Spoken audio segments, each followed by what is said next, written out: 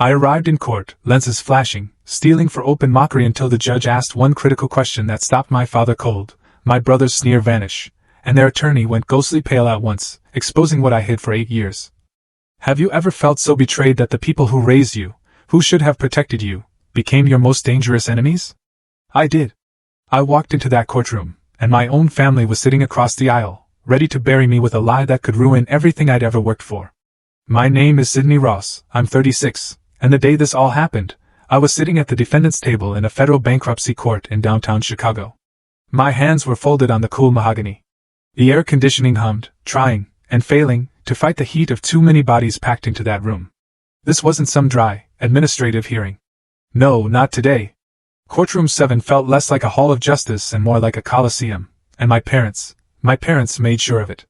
Across the aisle, at the plaintiff's table, sat my father, Graham Hawthorne. He had that rigid posture, like a statue carved out of old money, and an expression that screamed, "Grieving father betrayed by wayward child." Honestly, an Academy Award-winning performance. Beside him, my mother, Vivian, in severe black, as if mourning the death of my financial solvency. She dabbed at dry eyes with a silk handkerchief, rhythmic and precise, like a metronome. And then there was Bryce, my brother, Lake Forest's golden boy. He leaned forward, elbows on the table, exuding the kind of easy confidence that only comes from a life where, no, is always softened by a fat check. He caught my eye for a fleeting second, and that's when he offered it, a small, sad, gaslighting smile. To the gallery, 3 local reporters and a gaggle of Lake Forest socialites who treated gossip like oxygen, that smile said, "I tried to save her. I did everything I could. But to me, it screamed, 'I am going to crush you into dust, little sister.'" I looked away, focusing on the seal of the United States behind the empty judge's bench.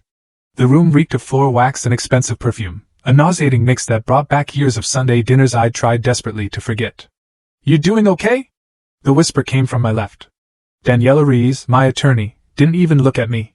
She was stacking 3 heavy banker's boxes on the table, slow and deliberate, the cardboard scraping against the wood. "I'm fine," I whispered back. "Good," Daniela said, smoothing the lapel of her charcoal blazer. "Because they're putting on quite a show. Look at the press. Your father must have called in every favor he's been owed since 1995. They want a spectacle," I said, my voice steady despite the adrenaline spiking in my veins. "They don't just want to bankrupt me, Daniela. They want to make sure I can never work in this town again. They want to paint me as the incompetent daughter who played business and lost her brother's inheritance." Daniela finally looked at me, her dark eyes hard, intelligent, and utterly fearless. "Let them paint," she said softly. "We brought the turpentine. All rise." The bailiff called, and the room shuffled to its feet as Judge Mallory Keene entered. He was a man in his 60s, his face carved from granite, weathered by a decade of Chicago winters. He didn't look happy. A full docket, contested family bankruptcies, high-profile socialites. This was likely the last thing he wanted to referee. We sat. The air grew heavy, a physical weight pressing down on my chest. Then Sterling Vance, the Hawthorne's lawyer, a man who charged $600 an hour to destroy lives, stood up. He buttoned his suit jacket with a flourish. "Your Honor," Vance began, his voice a rich baritone that carried without a microphone. "We are here today with heavy hearts. This is not a case of malicious prosecution. This is a tragedy of a family trying to recoup a massive loss caused by mismanagement." He gestured toward me, as if I were a stain on the carpet. "The debtor, Miss Ross, solicited a personal loan from her brother, Mr. Bryce Hawthorne, in the amount of $2.4 million. Vance continued. "This money was explicitly earmarked to save her failing technology startup, a company she calls Northbridge Shield Works. The agreement was clear. The money was an investment to cover payroll and essential server costs to prevent immediate insolvency." A murmur went through the gallery. $2.4 million. To the average person, it was a fortune. To my family, it was a weapon. Vance paced before the bench, weaving a narrative I'd heard 1,000 times over Sunday dinner. Only now, it was being transcribed for the legal record. "Mr. Hawthorne provided these funds out of love, Your Honor. He wanted to support his sister's ambition. But we have evidence, bank statements, emails, witness testimony, that shows the company was already a sinking ship. Ms. Ross took the money, burned through it in less than 6 months on frivolous expenses, and is now claiming inability to pay. We are asking the court to pierce the corporate veil, declare the company's assets, what little there are, forfeit, and grant Mr. Hawthorne immediate relief as the primary creditor." My mother let out a soft, audible sob, right on cue. My father patted her hand, looking stoically at the floor. "It was a perfect story, the reckless daughter, the benevolent brother, the squandered fortune. Northbridge Shield Works has no viable product, Your Honor, Vance concluded, leaning on the lectern. It is a shell, a hobby that got out of hand, and now Mr. Hawthorne simply wants to recover what he can from the wreckage. Vance sat down. The silence that followed was thick with judgment. I could feel the eyes of the reporters burning into the back of my neck. They were already composing the headlines. Hawthorne heiress bankrupt startup. Brother left holding the bag. Judge Keene looked over his reading glasses at our table. Ms. Rees, does the defense wish to make an opening statement? Daniela stood up. She didn't pace. She didn't use big hand gestures. She stood perfectly still. We do, Your Honor, she said. Her voice wasn't loud, but it cut through the room's humidity like a scalpel. The narrative presented by Mr. Vance is compelling. It has drama. It has emotion. It has a very large number attached to it. However, it lacks one critical element. She paused, letting the silence stretch for 3 agonizing seconds. Truth. Daniela reached for the first of the 3 boxes. We contest the validity of the debt. We contest the claim of insolvency. And we contest the characterization of my client's business as a hobby. The plaintiff claims Ms. Ross borrowed $2.4 million to save a failing company. We will demonstrate that no such transfer ever occurred, that the loan documents submitted to this court are fabrications, and that Northbridge Shield Works is not only solvent, but is currently one of the most secure financial entities in the state of Illinois. She patted the top of the box. We have prepared 3,000 pages of discovery, Your Honor, forensic accounting, server logs, and sworn affidavits that paint a very different picture of why the Hawthorne family is so desperate to force this company into receivership. Bryce laughed. It was a short, sharp sound, quickly stifled, but it was there. He thought we were bluffing. He thought I was still the girl who hid in her room while he charmed the country club. Judge Keene did not look impressed by the laugh.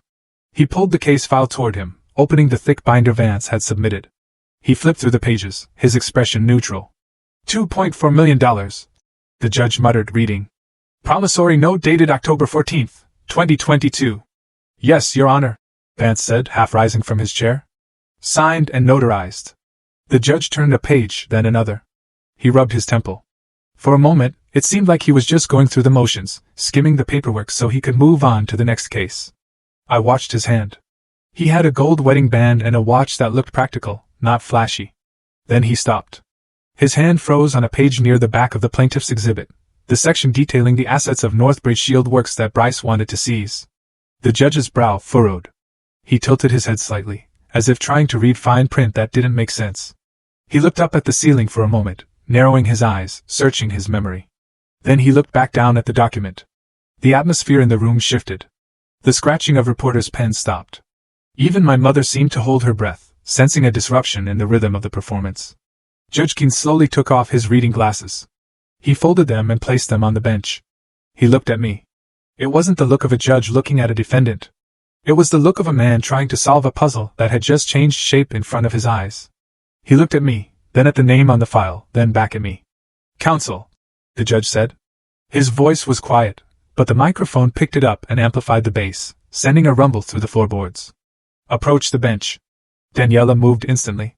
Vance hesitated for a split second, glancing at Bryce before buttoning his jacket again and walking to the front.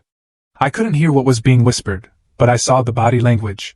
The judge was leaning over, tapping a finger on the document. He spoke in a low, urgent murmur. Daniela nodded once, her face impassive.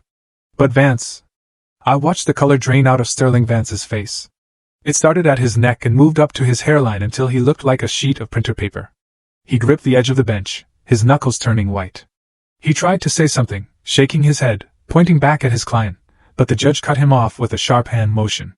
The judge waved them back. Sit down, Judge Keene ordered. Vance practically stumbled back to his table. He leaned over and whispered something frantically to Bryce. For the first time all morning, the smirk vanished from my brother's face. He looked confused, then annoyed. My father sat up straighter, his betrayed parent mask slipping to reveal the shark underneath. Judge Keene picked up his glasses but didn't put them back on. He held them like a gavel. He looked out over the courtroom, his gaze sweeping over the reporters, over my parents, and finally landing squarely on me. Miss Ross, the judge said. He didn't address my lawyer. He addressed me directly. I stood up. My legs felt weak, but I locked my knees. Yes, Your Honor. I was reading the Financial Times this morning with my coffee, the judge said conversationally, though there was steel underneath the tone. There was a rather extensive article about the vulnerability of the national power grid and the new safeguards being implemented by the Department of Energy. The room was dead silent. I could hear the hum of the vending machine in the hallway outside. The article mentioned a specific contractor. The judge continued, a firm that has apparently just secured a classified contract to overhaul the cybersecurity protocols for 3 major interstate energy substations. A firm that, according to the article, is considered a hidden unicorn in the operational technology security sector. He looked at the file again. The name of that company was Northbridge Shield Works. My mother stopped dabbing her eyes. Her hand froze midair. The judge looked at Vance. Mr. Vance, your filing states that Northbridge Shield Works is a failed startup with no viable product and zero solvency. You are asking this court to place a company which I am now led to believe is currently managing active national security infrastructure into the hands of a private creditor based on a family dispute? Vance stood up, his voice cracking. Your Honor, my client believes the media reports are exaggerated. The financial reality is... The financial reality, the judge interrupted, his voice rising, is that I am looking at a bankruptcy petition for a company that, if my memory serves me correctly from the article I read 4 hours ago, just signed a government contract worth more than $100 million. A gasp went through the room. It wasn't from the gallery. It was from my father. Graham Hawthorne turned to stare at me. The shock on his face was genuine. He didn't know. He thought he was crushing a lemonade stand. He didn't know he was trying to bulldoze a bunker. I have a question, Judge Keene said, leaning forward. And I want a very careful answer. He pointed a finger at the plaintiff's table. Why is a company that safeguards federal infrastructure listed in my docket as a hobby? I looked at Bryce. He was staring at the table, his jaw clenched so hard I could see the muscle jumping in his cheek. He knew. Of course he knew. That was why he was here. He wasn't trying to collect a debt. He was trying to hijack a clearance. I looked back at the judge. I kept my face completely neutral, masking the fierce, burning satisfaction that was starting to bloom in my chest. Because, Your Honor, I said, my voice steady and clear. They didn't think you would check? The judge stared at me for a long moment. Then he turned his gaze back to Vance, and the look in his eyes was terrifying. It was the look of a man who realized his court was being used as a weapon, and he did not like being the trigger. In that silence, as the reporters frantically began typing into their phones, and my mother looked around in panic, I knew one thing for certain. The script had been flipped, the curtain had been torn down, and the 8 years I had spent building my fortress in the dark were about to come crashing down on top of them in the light. To understand why my father looked at me with such genuine shock in that courtroom, you have to understand the ecosystem that created Graham Hawthorne. We grew up in Lake Forest, Illinois, a place where wealth doesn't shout, it whispers. And usually it whispers about who's falling behind. In our world, success wasn't measured by what you built, but by what you maintained. My father ran Hawthorne Crest Advisors, a boutique wealth management firm that handled money for families who had stopped working for a living 3 generations ago. His job was essentially to shake hands, drink single malt scotch, and ensure that the interest rates remained slightly higher than the inflation rates. My brother Bryce was the crown prince of this kingdom. From the time he was 5, he was dressed in miniature blazers and taught how to order in French. He was the heir apparent, the golden vessel into which my father poured all his vanity. Bryce didn't have to be smart, he just had to be presentable. My sister, Camille, was the diplomat. She viewed the world through the lens of a gala invitation. To Camille, a global crisis was only relevant if it threatened the date of the Botanical Garden fundraiser. She sat on 5 different charity boards, married a man who worked in futures trading, and treated conversation like a game of tennis where the goal was never to let the ball touch the ground. And then there was me. I was the glitch in the Hawthorne matrix. On paper, I did everything I was supposed to do. I went to the right prep schools. I learned which fork to use for the salad. I even earned an MBA from Northwestern. But while my classmates were vying for internships at Goldman Sachs, I was obsessing over the invisible grid that kept the lights on. I fell in love with operational technology security. To most people, that sounds like dry technical jargon. To me, it was the nervous system of the modern world. I wasn't interested in protecting credit card numbers or email passwords. I wanted to protect the industrial control systems that managed water treatment plants, electrical substations, and hospital oxygen supplies. I saw the vulnerability in the jagged edge where old, rusting infrastructure met the modern internet, and it terrified me enough to make me want to fix it. I remember the day I tried to explain this to my family. It was a Sunday in late November, the sky outside the color of a bruised plum. We were in the library, a room smelling of leather and lemon polish. I had prepared a pitch deck. I had market analysis. I had a roadmap for a startup that focused on securing legacy industrial hardware. I laid it all out on the mahogany coffee table. I spoke for 20 minutes about the rising threat of state-sponsored cyber attacks on domestic infrastructure. I talked about the gap in the market. I was passionate, precise, and completely blind to the temperature in the room. When I finished, silence hung heavy in the air. My mother adjusted the pearls at her throat, looking at me with a mixture of pity and confusion, as if I had just announced I wanted to become a professional clown. My father took a sip of his drink and set the glass down with a soft clink. He didn't look at my charts. He looked at me. "This is a hobby, Sydney," he said, his voice smooth and dismissive. I felt a flush rise up my neck. "It is not a hobby, Dad. This is a critical industry sector. The demand is projected to grow by 400% in the next 5 years. He waved his hand, swatting away my statistics like a gnat. "It's toys for those kids who wear hoodies and live in basements. It's not a career for a Hawthorne. We manage capital. We do not crawl around in server rooms fixing wires." Bryce, lounging in a wingback chair, chuckled. He picked up one of my printouts, glanced at it, and tossed it back onto the table. "It sounds a bit like being a glorified mechanic, doesn't it, Sid?" I looked at them. I looked at the three of them sitting there, safe in their bubble of inherited relevance, completely unaware of how fragile their world actually was. "I'm asking for seed capital," I said, keeping my voice steady. "I'm asking for an investment. I will pay it back with interest. Treat it like a business transaction." My father sighed, the long, weary sigh of a man burdened by an unreasonable child. He leaned forward, resting his elbows on his knees. "Sydney, look at me. You are smart, but you are confused. You don't have the temperament for business. You are too emotional. You get too attached to the details. If I give you this money, you will burn through it in 6 months trying to save the world, and then you will be back here, broke and embarrassed." He stood up and walked over to the window, looking out at the manicured lawn. "I will not fund your failure," he said without turning around. "When you are ready to be serious, come talk to me. I'm sure Bryce can find a spot for you in compliance. You can organize the files." That moment was the catalyst. It wasn't a shouting match, it was a trial. My family had turned the library into a courtroom long before we ever stepped foot in front of Judge Keene. My father was the judge, my mother was the jury, and Bryce was the executioner. I was the defendant, guilty of the crime of wanting something they didn't understand. I packed up my papers. I didn't slam the door.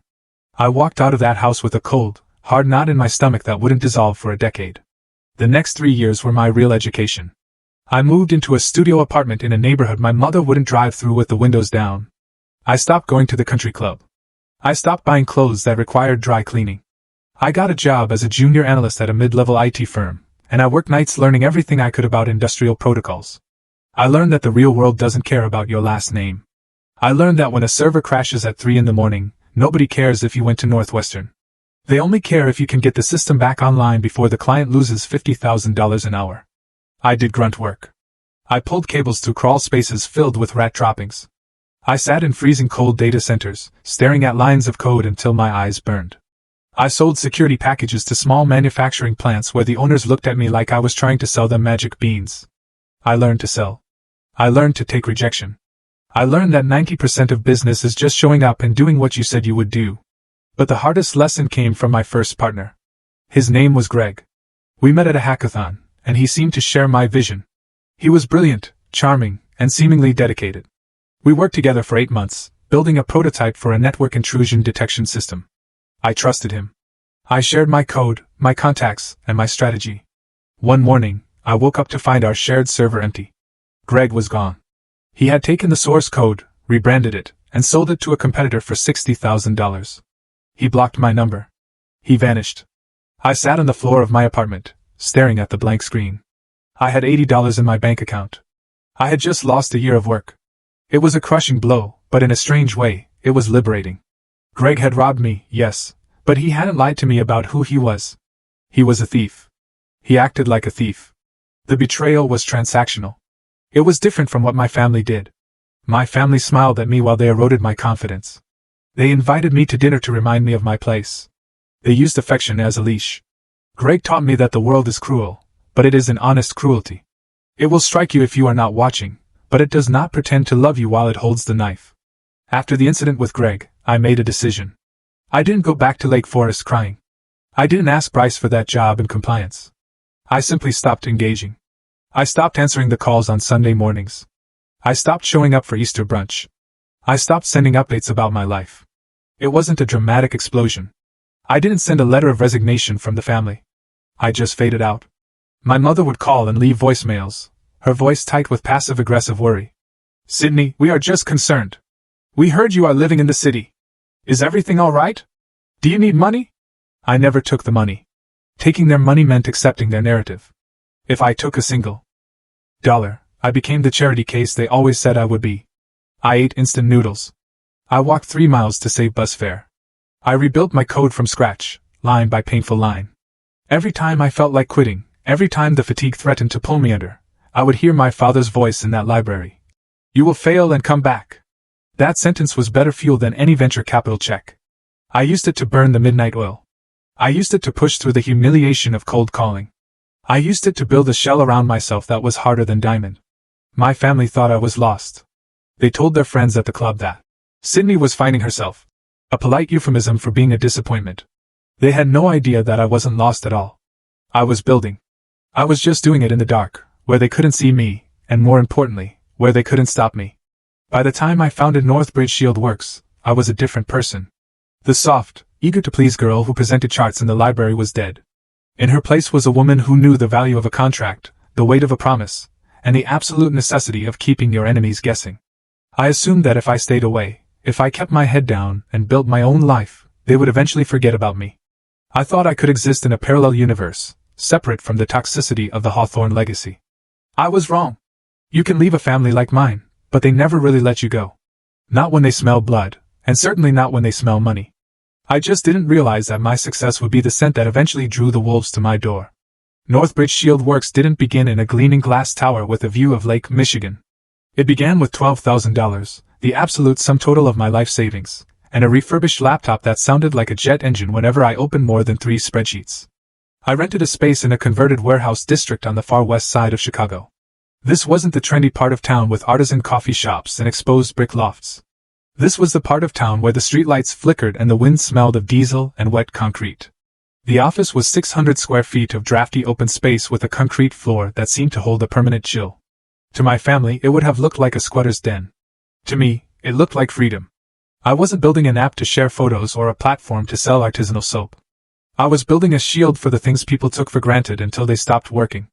I focused on operational technology, or OT. These are the systems that control the physical world. The valves in a water treatment plant, the breakers in an electrical substation, the HVAC systems in a hospital isolation ward. People worry about their credit card numbers being stolen.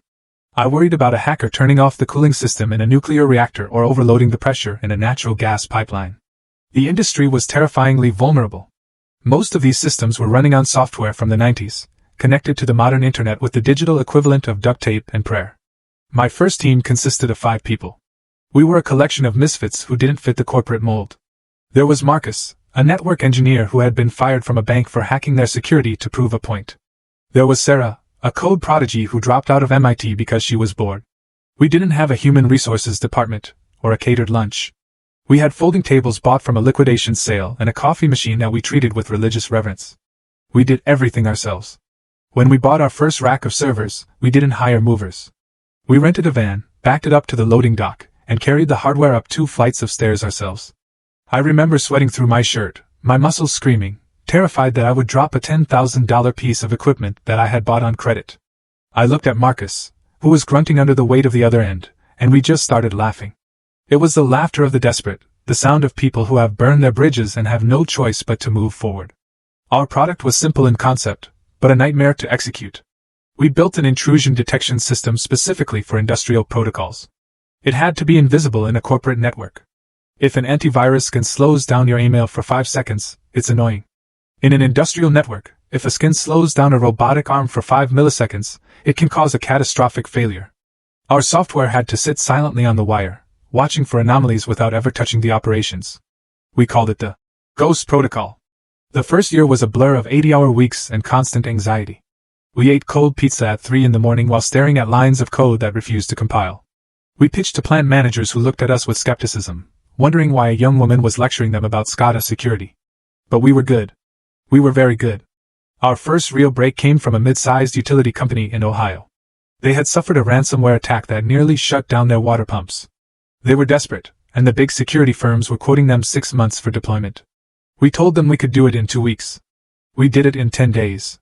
When the check for that contract cleared, I stared at the bank balance on my screen for 20 minutes. It wasn't a fortune, but it was enough to make payroll for 3 months. It was the first time I allowed myself to breathe. As Northbridge started to gain traction, I made a calculated decision that would later become a critical piece of the puzzle. I knew my family. I knew that if the name Sidney Hawthorne started appearing in tech journals, my father would hear about it. He would investigate, and if he saw I was succeeding, he would find a way to intervene. So I erased myself. I legally remained Sidney Ross, keeping the last name of a brief early marriage that my parents had annulled in spirit if not in law.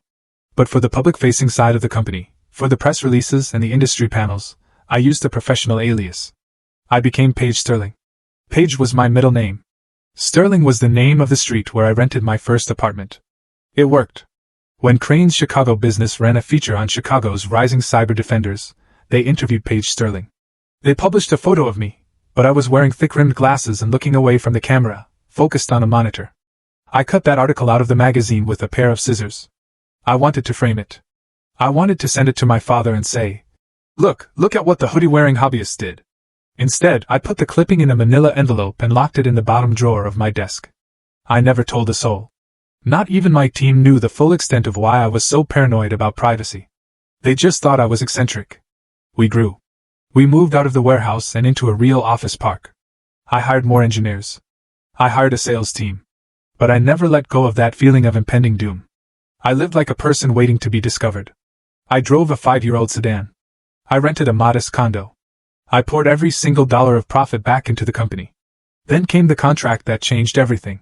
It was a request for proposal from a consortium of federal contractors working for the Department of Energy. They were looking for a unified security architecture for a chain of critical energy substations across the Midwest. This wasn't just a job, this was a cornerstone of national security. The value of the contract was over $100 million, spread out over 5 years. We were the underdogs. We were up against defense giants with lobbyists and legacy pedigrees. But we had something they didn't, a system that was lighter, faster, and already proven in the field to catch the kind of state-sponsored malware the government was terrified of. The vetting process was grueling. They turned my life upside down.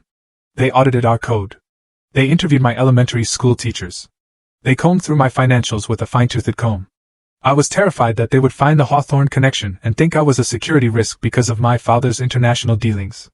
But they didn't care about my family. They cared about my competence. When we won the bid, I didn't pop champagne. I went into my office, closed the door, and sat on the floor with my back against the wall. I shook. I physically shook from the adrenaline dump. We had done it. We had secured the future of the company. But with the contract came a new level of scrutiny. The government has clauses for everything. One of the most specific clauses involves the financial stability of the contractor. If a contractor files for bankruptcy or is forced into involuntary bankruptcy, it triggers an automatic review. It can lead to an immediate suspension of the contract. The logic is sound. If you can't manage your own money, you can't be trusted to manage the nation's secrets. I knew this. It was written in bold text on page 42 of the agreement. I thought I was safe. Northbridge was profitable. We had millions in cash reserves. We had zero debt. I had built a fortress that could withstand any cyber attack. I just hadn't built a fortress that could withstand a family dinner. I still don't know exactly how it happened. Maybe a distant cousin saw a photo of Paige Sterling and recognized the chin. Maybe my father's firm was looking at the same energy sector for investment and stumbled upon our filings. Or maybe, as I later suspected, I had simply let my guard down. I had hired a compliance consultant to help with the government paperwork. She was a nice woman, efficient, chatty. I found out too late that her husband played golf with my brother. It must have been a casual comment, a mention of the massive contract won by a local firm run by a woman who looked vaguely familiar. However it happened, the information traveled from the golf course to the Hawthorne dinner table. They didn't see the hard work. They didn't see the sleepless nights or the servers carried up the stairs. They saw $100 million. They saw a pie that they hadn't been offered a slice of. And in the twisted logic of the Hawthorne family, my success was a theft of their potential. I was sitting in my office late one Tuesday evening, reviewing the deployment schedule for the first substation, when my phone buzzed. It was a notification from my personal bank app. A small alert. Then another. Then an email from a process server. I felt a cold shiver go down my spine, the kind of primal instinct that tells a gazelle the lion is in the tall grass. I opened the attachment. It was a petition. A petition for involuntary bankruptcy filed by Bryce Hawthorne. I stared at the screen, the white light burning my eyes. They had found the one loose thread in the tapestry. They knew about the government contract. They knew that a bankruptcy hearing, even a false one, would freeze my clearance. They knew that to save the contract, I might be forced to settle, to pay them off, to give them equity. I lowered the phone. The silence in the office, usually my sanctuary, suddenly felt like the silence of a tomb. I had spent 8 years running, hiding, and building, thinking I had escaped the gravity of my family's greed. But as I looked at the legal seal on the digital document, I realized I hadn't escaped anything. I had just fattened myself up for the slaughter. I picked up the phone and dialed Daniela Ruiz. I didn't cry. I didn't scream. The time for emotion had passed. "Daniela?" I said when she answered. "They found me, and they're coming for the company." That night I didn't go home. I stayed in the office, watching the lights of the city grid I was sworn to protect, knowing that the real threat wasn't a hacker in a basement in a foreign country. It was my own flesh and blood, armed with a lawyer and a lie. The envelope that arrived at my desk was thick, heavy, and stamped with the seal of the United States Bankruptcy Court. When I tore it open, the contents didn't just hurt, they burned. It felt less like a legal notification and more like a vial of acid thrown directly into my face. I sat there, my hand trembling slightly, reading the words that my brother had paid a lawyer to write. In re Sidney Ross, debtor, petition for involuntary bankruptcy. The filing was a masterclass in fiction. Bryce claimed that he had loaned me $2.4 million 18 months ago. He claimed that Northbridge Shield Works was hemorrhaging cash, that we had missed critical vendor payments, and that without the court's immediate intervention to protect the creditors, the company would collapse within 30 days. But the text wasn't the worst part. The worst part was the attachment. It was a photocopy of a document titled Strategic Investment Agreement. It looked official. It had the right font. It had a date stamped at the top, and at the bottom, right next to Bryce's flamboyant scroll, was my signature. I ran my finger over the photocopied ink. It was my name. It was the way I looped the S, and the sharp cross of the T, but it was wrong. The pressure was too even. It lacked the slight jagged edge my hand has had ever since I broke my wrist in college. It was a trace, a high-quality forgery likely lifted from an old birthday card or a thank you note I had sent years ago, then digitally grafted onto this contract. I flipped to page 4, clause 12b, and my blood ran cold. In the event of financial instability or missed quarterly targets, the lender, Bryce Hawthorne, reserves the right to assume temporary operational control and appoint an interim board to safeguard the investment. They didn't just want to embarrass me. They wanted the keys. I grabbed my coat and the file, driving straight to Daniela's office. I didn't even call ahead. When I threw the file onto her glass desk, the sound was like a gunshot. They forged it, I said, my voice tight. That is not my signature, and that money never existed. Check my bank accounts. Check the company ledgers. $2.4 million never entered Northbridge. It's a ghost loan. Daniela put on her glasses and began to read. She read slowly, her expression darkening with every page. She didn't gasp. She didn't look shocked. She looked like a surgeon discovering a tumor that was larger than expected. After 10 minutes, she closed the folder and took off her glasses. They know, she said. Know what? That I have money? No, Daniela said, leaning forward. They know about the federal timeline. Look at the filing date. They filed this yesterday. Do you know what happens next week? I nodded slowly. The Department of Energy starts the 90-day vetting review for the classified phase. It's the final step before full implementation. Exactly, Daniela said. If you are in active bankruptcy proceedings during a vetting review, the government protocol is automatic. They pause the contract. They freeze the clearance. They don't care if the accusations are true or false. They care about risk. A bankrupt contractor is a security risk. She tapped the clause about operational control. They don't just want to make you look bad, Sydney. They want to lock your hands right when the federal government is watching. They want to force a crisis. If the contract is paused, Northbridge stops getting paid. If you stop getting paid, you might actually run into cash flow problems. And then who is standing there with a generous offer to buy you out and save the family name? Bryce, I whispered. Bryce, she confirmed. They want to break your legs and then charge you for the crutches. I stood up and walked to the window, looking out at the Chicago skyline. The cruelty of it was breathtaking.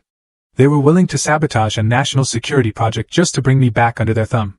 It was so incredibly selfish, so perfectly Hawthorne. How did they find out? I asked, turning back to her. I know they heard rumors, but this filing, it references specific liquidity ratios. It references a pending government receivable. How did they get that close? I thought back to the last few months. I had been paranoid. I had been careful. Then I remembered the dinner. Not a family dinner, but a business dinner I had attended 3 months ago with a compliance consultant named Linda. She was an older woman, a friend of a friend, someone I had brought in to help double-check our HR policies for the federal bid.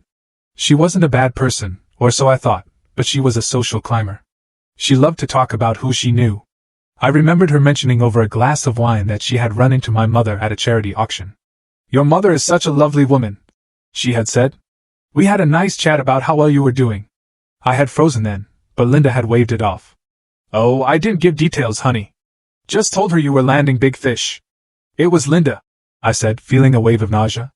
"The compliance consultant, she must have fed them the lead." Daniela nodded. "It fits. A chatty consultant looking to curry favor with the wealthy Hawthorns. She probably dropped enough hints for them to realize you were sitting on a gold mine." But as I looked at the fake contract again, something nagged at me. Something about page 7. "Wait," I said. I pulled the document back toward me. I read the paragraph under collateral description, including the intellectual property rights to the Ghost Protocol intrusion detection system scheduled for Phase 2 deployment at the substations in Gary, Indiana, on November 14th. The room went silent. "What is it?" Daniela asked. My hands went cold. Linda didn't know about Gary, Indiana, and she definitely didn't know the date, November 14th. "Are you sure?" "I am positive," I said. "The Gary deployment site was classified until 3 days ago. We only unencrypted that file internally on Monday. And the date, November 14th, is a soft target. It's not in the official contract yet. It's only on our internal Gantt chart." I looked at Daniela, and the realization hit me with the force of a physical blow. "Linda gave them the general idea," I said, my voice trembling with rage. "But she couldn't have given them this date. She doesn't have access to the project management server." "Then who does?" Daniela asked. "My team," I said. "My engineers, my project managers." "You have a rat?" Daniela said flatly. I sank into the chair. "A rat?" "Someone inside Northbridge. Someone I had hired, someone I had shared coffee with, someone who had helped me carry servers up the stairs. Someone was feeding my brother specific, real-time details about our operations." It made sense. That was how the forgery was so effective. They mixed a big lie, the loan, with small, verifiable truths, the deployment date. It gave the fabrication a scent of legitimacy. If the judge asked, Bryce could say, "Look, I know about the Gary deployment. How would I know that if I wasn't an investor?" "We have to fire everyone," I said, panic rising in my throat. "I have to purge the team. If I don't, they will leak the defense strategy." "No," Daniela said sharply. "You do absolutely nothing." "What?" "They're selling me out. If you start firing people now, you spook the rat," Daniela said, her eyes narrowing. "And right now, that rat is our only connection to Bryce's strategy. We know they are talking. That means we can control what they hear." She pulled a fresh legal pad toward her. "We are going to fight this on 2 fronts, Sydney. In the courtroom, we will attack the forgery. I will get forensic handwriting experts. We will subpoena your brother's bank records to prove the money never left his account. That is the shield." "And the sword?" "The sword?" I asked. "The leak," she said. "We need to prove to the judge that this isn't just a family dispute, but a coordinated corporate espionage campaign. We need to catch your brother using insider information that he should not have." "How?" "You said November 14th was a soft target date," Daniela said. "Change it." I looked at her, understanding dawning on me. "A trap," I said. "Exactly. This is what we are going to do. You are going to go back to your office. You are going to act stressed. You are going to act like you are crumbling under the pressure. And then you are going to issue a new, highly confidential internal memo to your management team." "What does the memo say?" "It says that due to the bankruptcy filing, the Gary deployment is being scrapped," Daniela said, a small, dangerous smile playing on her lips. "And that you are secretly moving the assets to a new storage facility in, let's say, Milwaukee on a specific date. Let's make it next Friday." "There is no facility in Milwaukee," I said. "I know," Daniela replied. "But Bryce doesn't. If that Milwaukee location shows up in his next legal filing, if he tries to file an emergency injunction to stop you from hiding assets in Milwaukee, we will have him. We will prove he is getting fed lies in real time." I sat back. It was risky. It required me to walk back into my office and look into the faces of people I trusted, knowing that one of them was holding a knife behind their back. It required me to play the victim when all I wanted to do was scream. But I thought about my father's face when he told me I would fail. I thought about Bryce's smirk and the fake contract. They thought they were playing chess against a child. They didn't realize that for the last 8 years, I had been learning to hunt predators. Okay, I said, standing up. I will write the memo tonight. I will make it look official. Emergency asset relocation plan. Good, Daniela said. And Sydney, don't tell anyone. Not your assistant, not your co-founder. If you want to know who sold you for a check, you have to treat everyone as an enemy until we catch the one who takes the bait. I walked out of her office and into the cool Chicago air. My heart was pounding, but it wasn't from fear anymore. It was from focus. I drove back to Northbridge. The office was humming with activity. My team was there, Marcus, Sarah, the new project managers. They looked up when I entered, their faces full of concern. They had seen the news. They knew something was wrong. Is everything okay, boss? Marcus asked, swiveling in his chair. I looked at him. I looked at Sarah. I looked at the new guy, Jason, who managed the timelines. One of them was texting my brother. One of them was betraying everything we built. I forced myself to look ragged. I let my shoulders slump. I rubbed my eyes. It's bad, guys. I lied, my voice cracking just enough to be convincing. My family, they're trying to freeze everything. We might have to move the hardware to keep it safe. I saw them exchange looks, concern, or calculation. I'm going to send out a plan later tonight, I said. It stays in this room. If this gets out, we are dead. I walked into my office and closed the door. I sat down at my computer and opened a blank document. I typed the header. Confidential Asset Relocation Strategy, Milwaukee. I was not just writing a memo. I was loading a weapon, and I was going to wait for my brother to pull the trigger on himself. The week leading up to the hearing was a blur of caffeine, paper cuts, and a cold, simmering rage that I used to fuel 18-hour workdays. Daniela Ruiz turned her conference room into a war room.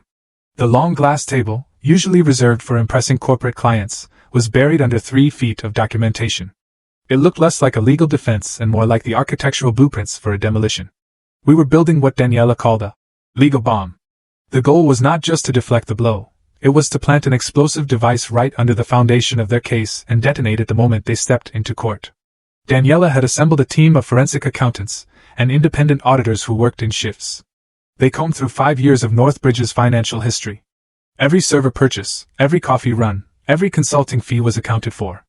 We had tax returns that matched our bank statements down to the penny. We had sworn affidavits from our actual investors, 2 quiet angel investors from Silicon Valley who were horrified by Bryce's claims, confirming that no Hawthorne money had ever touched the company's accounts. This is the shield, Daniela said, slapping a thick binder labeled Audit 2023. This proves you are solvent. But to win, we need to prove they are liars. I was sitting in the corner with my laptop, digging through the digital graveyard of my relationship with my brother. Daniela needed context.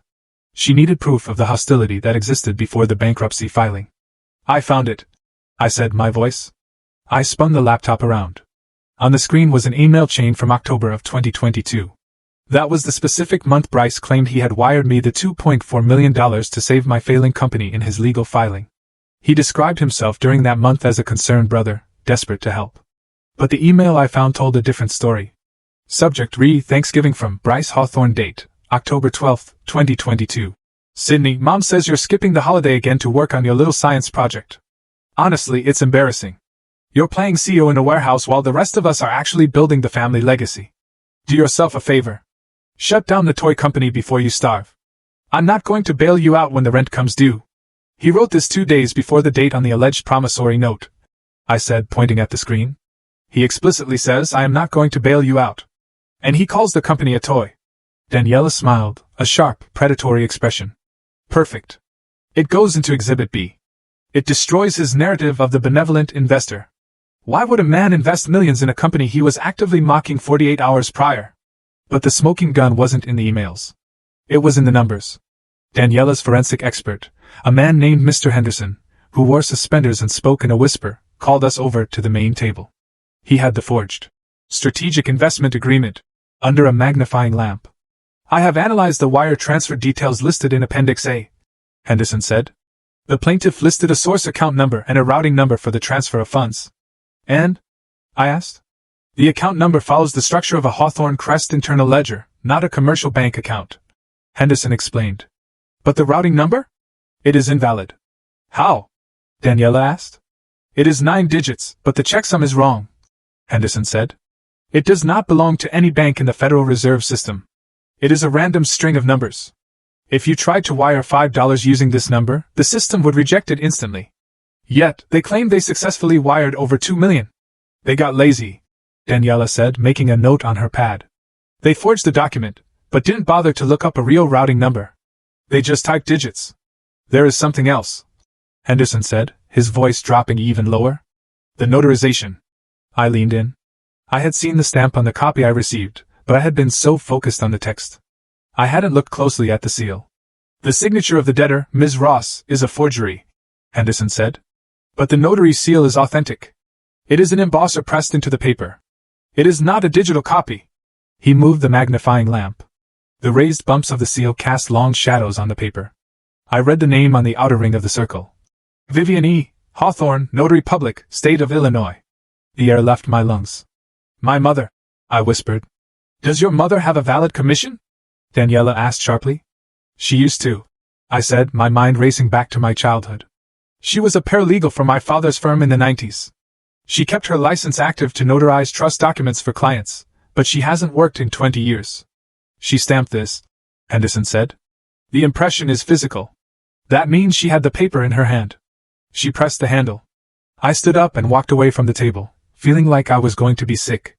Up until this moment, I had told myself a comforting lie.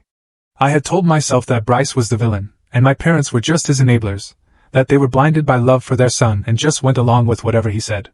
I thought my father was arrogant and my mother was weak. But this was active participation. My mother had sat at a table, taken a document she knew was a lie, and used her state-issued seal to give it legal weight. She wasn't just watching the play. She was building the set. She was willing to commit a felony, notary fraud, to help Bryce destroy me. "This changes the dynamic," Daniela said quietly from behind me. "If we prove the seal was used fraudulently, your mother isn't just a witness.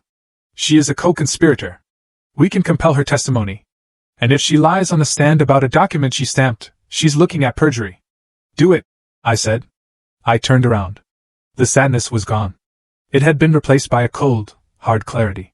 "If she wanted to be part of the legal process, let's treat her like a legal party. Subpoena her." Daniela nodded. "Done."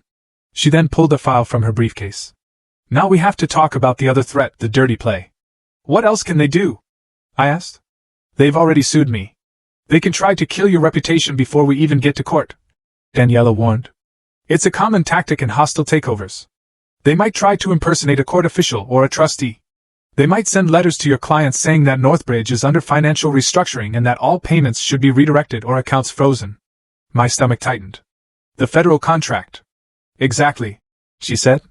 "If the Department of Energy receives an official-looking letter from a bankruptcy trustee claiming that your security clearance is under review, they won't call you to ask if it's true. They will just pull the plug. Bureaucracy is allergic to risk." I knew she was right. I grabbed my phone. "I need to get ahead of this," I said. "I need to call the contracting officer now." "Good," Daniela said. "Be professional. Be calm. Tell them it's a malicious litigation and that you are handling it." I stepped into the hallway to make the call. My hands were shaking, but my voice was steady. I spoke to the deputy director of the Oversight Committee. I told him that a disgruntled family member had filed a frivolous claim and that we were moving to dismiss it with prejudice. I gave him Daniela's contact information and the case number. "We are fully operational, sir," I said.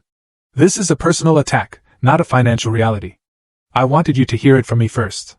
The silence on the other end lasted 3 seconds. "Thank you for the heads up, Miss Ross," the director said. "We will flag any incoming correspondence regarding your status for verification. Keep your house in order." "I will," I said. I hung up. Defense was set. Now it was time for the offense. I walked back into the room. The feds are notified. Now, let's catch the rat. It was time to execute the trap we had discussed. The next morning, I called an emergency meeting of my senior leadership team. There were 6 of them: Marcus, my lead engineer, Sarah, the architect, Jason, the project manager, and 3 others who handled operations and compliance. We gathered in the glass-walled conference room at Northbridge. I looked at their faces. I had hired these people. I had shared beers with them. I had given them bonuses when we hit milestones, and I knew with sickening certainty that one of them was reporting to Bryce. I threw a folder onto the table. I made sure my hands trembled slightly. I let dark circles show under my eyes. "We have a problem," I said, my voice low and stressed. "The bankruptcy filing is getting complicated. My lawyers think the court might try to freeze our assets here in Chicago." "What does that mean for the deployment?" Jason asked. He was a sharp guy, ambitious, always asking about timelines. "It means we can't keep the hardware here," I lied. "If they lock the doors, we lose the servers for the Gary project. We can't let that happen." I opened the folder. Inside was the fake plan I had typed up the night before. "I am initiating an emergency protocol," I said, looking at each of them in the eye.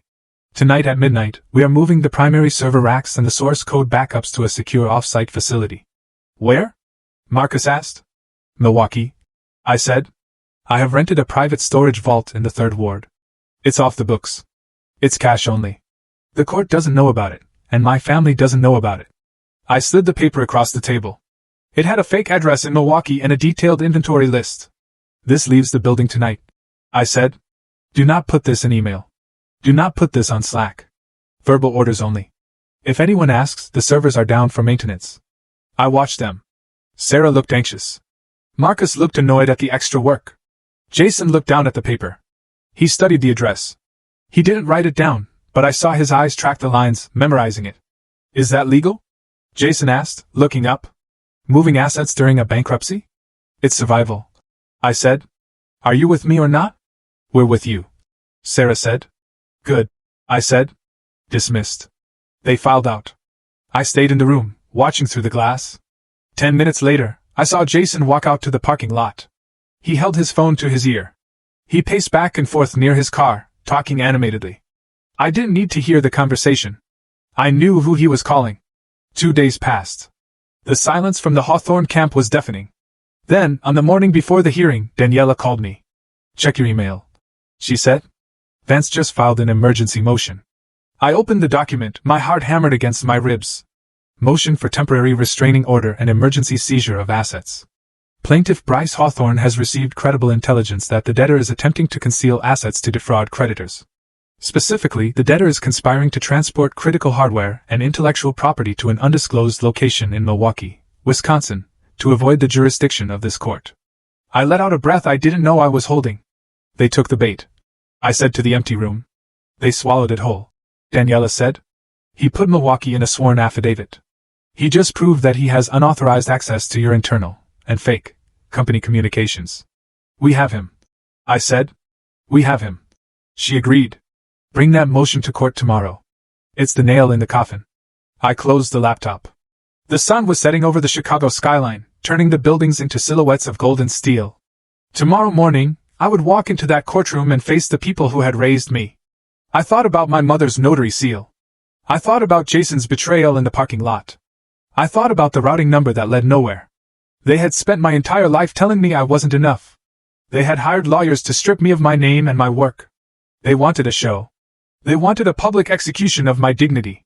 I stood up and smoothed my blazer. "Okay," I said aloud to the empty office. "You want a show? I will give you a show." The morning of the hearing, the sky over Chicago was a flat, oppressive gray. The kind of weather that felt less like a meteorological event and more like a mood setting for a funeral. I stepped out of the taxi a block away from the federal courthouse, needing a moment of air before entering the arena. I was wearing a navy blue suit, armor I had bought specifically for this day, and carrying a single, slim briefcase. Daniela met me at the corner. She looked impeccable, her expression dialed to a frequency of professional lethality. But as we turned the corner toward the courthouse steps, she stopped and grabbed my elbow. "Don't look left," she warned, her voice low. "And keep walking." I looked left. I couldn't help it. There was a van parked near the entrance with a satellite dish on the roof. Standing on the concrete steps were 3 camera crews and a gaggle of reporters holding microphones with channel logos I recognized. "Why are they here?" I asked. My stomach tightening. Bankruptcy hearings are boring. This is administrative. Not when the defendant is a Hawthorne, Daniela said, steering me forward. Someone tipped them off. The narrative is already out there. Sydney tech heiress squanders family fortune in fake startup. It's clickbait gold. They want a shot of you looking devastated. As we ascended the stairs, the flashbulbs started popping. It was disorienting. A strobe light effect in the dull morning light. A reporter from a local tabloid thrust a microphone toward my face. Miss Ross, is it true you defrauded your brother of $2.4 million?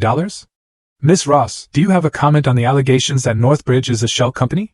I kept my eyes forward, fixing my gaze on the revolving brass doors. I wanted to scream.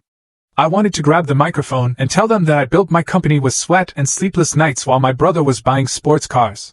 But I knew that was exactly what they wanted. An angry woman is an unstable woman. A silent woman is a mystery. We pushed through the doors into the lobby, the noise of the street cutting off instantly, as the heavy glass sealed behind us. But the scene inside was arguably worse.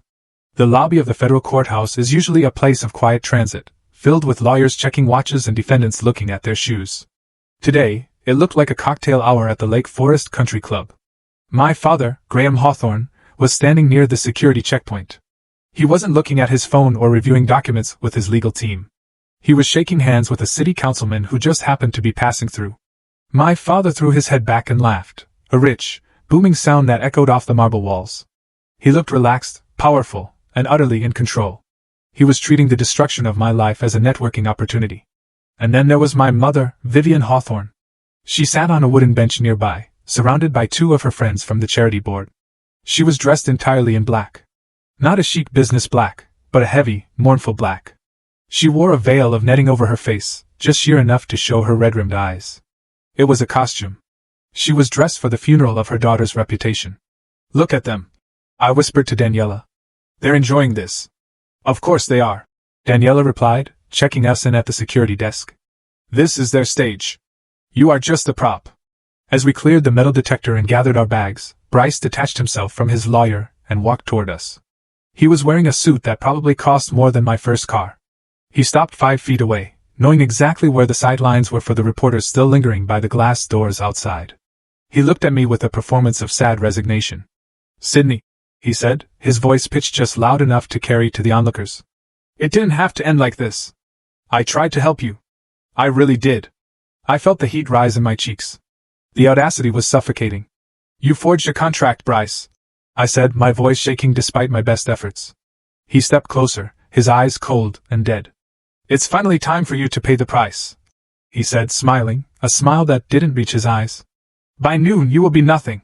I opened my mouth to retort, to tell him about the routing number, about the notary seal, about the lie he lived every day. Daniela's hand clamped onto my shoulder, hard. Don't, she hissed in my ear.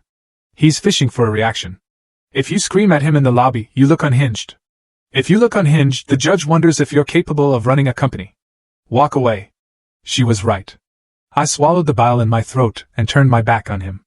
We walked toward the elevators, leaving Bryce standing there, posing for an audience that didn't know the play was about to change genres. We were halfway down the corridor toward courtroom 7 when my phone buzzed in my pocket. I ignored it. It buzzed again. Then a third time, a long, sustained vibration indicating a call. I pulled it out. The caller ID made me stop in my tracks. It was the Chief Information Officer of the Regional Hospital Network. We secured one of our oldest and most critical clients. I have to take this, I said to Daniela. Sydney, we're on in 10 minutes, she warned. It's the hospital, I said, already sliding the answer button. Hello, this is Sydney. Sydney, what in the hell is going on? The voice on the other end was high-pitched, bordering on panic. We just got a flag from our firewall. Someone is trying to access the admin panel for the oxygen regulation servers. What? I gripped the phone tighter. Who? We received an email 10 minutes ago, the CIO shouted. It's from a trustee, Bryce Hawthorne. It says Northbridge is in liquidation and that under court order, we are required to hand over the root passwords to him immediately for asset verification. He attached a court document. My blood ran cold. Do not give him anything, I commanded, my voice dropping into the command tone I used during cyber incidents. That is a phishing attempt. Lock the system. Whitelist only my IP address. Do it now. I already locked it, the CIO said. But Sydney, the email, it's specific. It references the server migration. It says he needs access to verify the Milwaukee transfer before the assets go offline. I froze. The world seemed to slow down. Say that again, I whispered. The email says he needs to verify the inventory before it moves to the Milwaukee facility, the CIO repeated. I looked at Daniela. She was watching my face, and she saw the moment the realization hit me. Send me that email, I said to the CIO. Forward it to me right now, and include the headers. Sent, he said. I hung up. My phone pinged instantly with a new message. I opened it. There it was in black and white. An email sent from Hawthorne Crest to a critical infrastructure client. Subject: Urgent court-ordered asset seizure Milwaukee transfer protocol. To whom it may concern, as the court-appointed trustee for the estate of Sidney Ross, I require immediate administrative access to verify software assets prior to their relocation to the Milwaukee storage facility. I handed the phone to Daniela. My hand was not shaking anymore. It was steady as a rock. He fell for it, I said softly. Daniela read the email. Her eyes widened. He didn't just fall for it. He just committed wire fraud. He is impersonating a federal trustee. He is demanding access to a hospital's life support infrastructure based on a lie we fed him 48 hours ago. The Milwaukee trap. He thinks the servers are moving there today, I said. That's why he's panicking. He wants to seize the code before it leaves the state. This proves everything. This proves everything, Daniela said, her mind racing. It proves he has insider information, bad information, but insider nonetheless. It proves he is willing to endanger public safety to win a personal vendetta. And it proves he is lying about being a passive investor. Investors don't demand root passwords to oxygen tanks. She looked up at me. We need to print this now. There's a business center down the hall. Wait, I said. I was looking at the timestamp on the email. It was sent 20 minutes ago. He sent this from his phone, I said. He is in the building. He is so arrogant. He thinks he can hack my clients while waiting for the judge to bang the gavel. We ran to the business center. While the printer turned out 5 copies of the incriminating email, the smoking gun that carried the scent of my brother's desperation, I thought about the timeline. I had released the fake Milwaukee memo to my team 2 days ago. Bryce had the information today. That meant the leak was fast, direct. We gathered the fresh papers, hot from the printer, and marched back toward courtroom 7. The bailiff was just opening the doors. The gallery was filling up. My parents were already in the front row, looking somber and dignified. Bryce was at the plaintiff's table, checking his watch, looking annoyed that he hadn't received his passwords yet. I walked to the defendant's table. I did not sit down immediately. I turned around and scanned the room. The gallery was full of reporters, law clerks, and curious onlookers. But in the back row, huddled in a corner near the exit sign, I saw a familiar face. He was wearing a baseball cap pulled low, but I recognized the jacket. It was a Northbridge Company jacket. I had given it to him last Christmas. Jason, my project manager. The man who had asked if moving the servers was legal, the man who had walked out to the parking lot to make a call. He was sitting with his arms crossed, staring at the floor. He wasn't here to support me. If he was here for me, he would be sitting behind the defense table. He was sitting where the spectators sat. He was sitting where he could signal Bryce. Our eyes met across the room. For a second, he looked terrified. He saw me looking at him, and he saw the way I looked at Bryce, and then he saw the stack of freshly printed emails in Daniela's hand. He went pale. He started to stand up, maybe to leave, but the bailiff's voice boomed through the room. All rise. Judge Keene was entering. The doors were closed. Jason sank back into his seat. Trapped. I turned back to the front. I looked at Bryce. He was still checking his phone under the table, probably wondering why the hospital hadn't replied. I sat down next to Daniela. She slid the Milwaukee email onto the top of our evidence pile. Ready?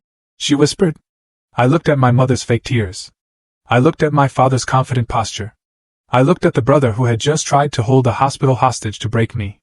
I have never been more ready in my life, I said. The judge took his seat. The show was about to begin, but they had no idea that I had replaced their script with an indictment. They wanted to shame me in front of the city. I was about to hold up a mirror so clean and so sharp that they would have no choice but to see the monsters they had become. The bailiff called the court to order. He might as well have been announcing the start of a theatrical production. The air in courtroom 7 was thick with the smell of floor wax and the heavier, cloying scent of my mother's perfume. I sat at the defense table, my back straight, my hands resting on the cool surface of the mahogany. Next to me, Daniela Rees was a statue of calm, her eyes fixed on the judge, her breathing slow and rhythmic. Across the aisle, the Hawthorne legal team was already in motion. Sterling Vance, my brother's attorney, stood up before his chair had even stopped scraping against the floor. He buttoned his jacket with a flourish that was clearly rehearsed for the cameras outside. Your Honor, Vance began, his voice booming with the practiced resonance of a man who charged $600 an hour. We are here today on a matter of urgent financial necessity. This is not a case we bring lightly. It is a tragedy, A family tragedy. He paused to let the word, tragedy, hang in the air like a bad smell. My client, Mr. Bryce Hawthorne, is a man of immense patience and generosity. Vance continued, gesturing to where Bryce sat. My brother had adopted a pose of reluctant sorrow, his head bowed slightly as if he were pained by the burden of having to sue his own sister. He extended a lifeline to the debtor, Ms. Sidney Ross, in the form of a personal loan totaling $2.4 million. He did this to save her company, Northbridge Shield Works, from immediate insolvency. I watched my mother in the front row. Vivian Hawthorne was performing perfectly. She dabbed at her eyes with a lace handkerchief, her shoulders shaking with silent, delicate sobs. She looked like the grieving matriarch in a Renaissance painting. Beside her, my father, Graham, shook his head slowly, his face etched with a stoic disappointment that suggested he had tried everything to prevent this, when in reality he had only tried to ensure the press release was typed correctly. Vance paced in front of the bench, his shoes clicking on the hardwood. But instead of using these funds to stabilize her business, the debtor squandered them. Northbridge Shield Works is a shell, Your Honor. It is a chaotic, mismanaged entity that is currently hemorrhaging cash. We have credible information that they are unable to meet payroll, that they are defaulting on vendor contracts, and that the intellectual property, the only asset of value, is at risk of disappearing. He turned and pointed a finger at me. It was a sharp, accusing motion. We are asking the court to appoint a trustee immediately, Vance thundered. We are asking for the keys to the building before Miss Ross destroys what little value remains. We are asking you to protect the creditors from a CEO who is clearly out of her depth. The gallery murmured. I could hear the scratching of pens on notepads. The reporters were eating it up. Tech heiress incompetent. Brother steps in to save day. It was the story they had written before they even walked through the doors. I looked at Daniela. She did not move. She did not object. She simply waited. Judge Mallory Keene sat behind the high bench, his face unreadable. He was a man who had seen everything from corporate fraud to personal bankruptcy, and he had the tired eyes to prove it. He pulled the case file toward him, adjusting his reading glasses. He flipped open the thick binder Vance had submitted. Counsel, the judge said, his voice dry and scratching. You are alleging total insolvency. Yes, Your Honor, Vance said, leaning on the lectern. The company is a sinking ship. Judge Keene nodded slowly. He turned a page, then another. The room fell into a heavy silence, broken only by the sound of paper turning and my mother's theatrical sniffling. I watched the judge's eyes. He was scanning the summary of the petition. He read the claims of debt. He read the request for immediate seizure of assets. Then his hand stopped. He was looking at the cover sheet of the exhibit list, specifically at the full legal name of my company, Northbridge Shield Works. His brow furrowed. He blinked as if trying to clear a smudge from his glasses. He looked up at the ceiling for a brief second, his eyes narrowing in thought, and then looked back down at the paper. It was the look of a man trying to retrieve a specific memory from a crowded filing cabinet in his brain. He turned the page back. He read the paragraph again. Suddenly, the atmosphere in the room shifted. The boredom vanished from the judge's face, replaced by a sharp, piercing alertness. He took off his reading glasses and set them down on the bench with a deliberate click. He did not look at Vance. He did not look at Bryce. He looked directly at me. Ms. Ross, Judge Keene said. His voice was not loud, but it had a weight that silenced the murmuring gallery instantly. It was a tone that demanded absolute truth. I stood up. My legs felt solid. Yes, Your Honor. The judge leaned forward, clasping his hands together. I want you to answer a question for me, and I want you to be very precise. I will, Your Honor.